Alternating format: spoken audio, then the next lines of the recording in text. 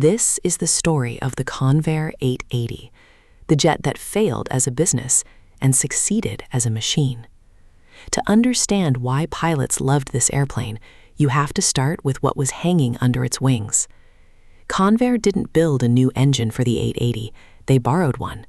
The General Electric CJ805-3 was the civilian version of the J79, the same engine family that powered the F-104 Starfighter, the F-4 Phantom, and the B-58 Hustler, America's first supersonic bomber.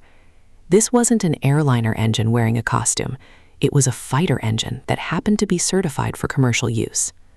4 of them, each pushing over 11,600 pounds of thrust, gave the 880 a cruise speed of up to 615 miles per hour. When it entered service, that made it one of the fastest jet transports in the sky. At economic cruise, Mach 0.82 at 35,000 feet, the airplane wasn't straining, it was loafing, well inside a performance envelope built for supersonic combat aircraft. Pilots noticed.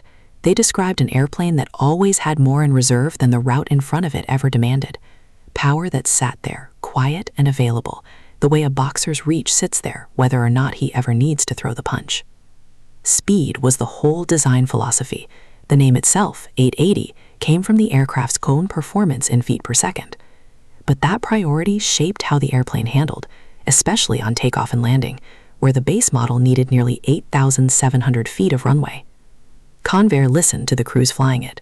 The result was the 880M, 4 leading-edge slats per wing, Kruger flaps near the fuselage, a power-boosted rudder, more thrust, more fuel, tougher gear. The takeoff run dropped by 1,200 feet. The rudder boost in particular answered something pilots had felt directly. This was an airplane that demanded precise footwork, especially if an engine ever went quiet on one side. That's a detail worth sitting with. The improvements on the M model weren't dreamed up in a design office. They were a direct response to what line pilots reported from the demanding end of the yoke. The engineers had listened, and the pilots who moved on to the M got a machine built from their own feedback. 3 crew members worked the 880, captain, first officer, flight engineer, and every one of them was flying an airplane with fighter jet bloodlines. That's not a marketing line. It's a fact you couldn't unfeel. The same engine lineage screaming through an F-104 at altitude was in slightly tamer form, humming under an airliner carrying paying passengers to Chicago. Crews described the power as always present, not flashy, not announced, just there. A kind of composure the airplane carried through every phase of flight. It wasn't just the pilots who felt something. Walk back into the cabin, and the 880 offered something the wide bodies that replaced it never would. 5 across seating, 2 seats, aisle, 3 seats, meant every row sat close to the windows and close to the outside world. TWA even fitted some of theirs with a lounge interior at a time when flying was still treated as an occasion. And the sound. 4 CJ805 turbojets at cruise didn't hum the way today's turbofans do. They were loud, present, distinct. Decades later, passengers who flew the 880 can still describe exactly what it sounded like. Here's the irony.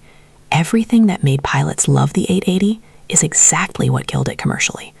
5 across seating meant fewer paying seats per flight than Boeing's competing 720, which was really just a lightly modified 707 that Boeing could sell cheaper because its development costs were already paid off. And those magnificent CJ805 engines burned more fuel per hour than the Pratt & Whitney engines in Boeing's jets. More fuel burned, fewer seats filled. In an industry that was starting to measure everything by cost per seat mile, that math never worked. Only 65 aircraft were ever built. General Dynamics lost around $185 million and walked away from commercial aviation for good. The airlines chose the spreadsheet. The pilots chose the airplane. Both of them were right. The 880 really was a losing business case, and it really was a magnificent machine to fly. It's just that only one of those 2 things gets remembered in a balance sheet, and only one of them gets remembered by the people who sat in the cockpit. If you enjoyed this story, hit subscribe for more deep dives into the aircraft that history almost forgot, and let me know in the comments which forgotten jet you want us to cover next.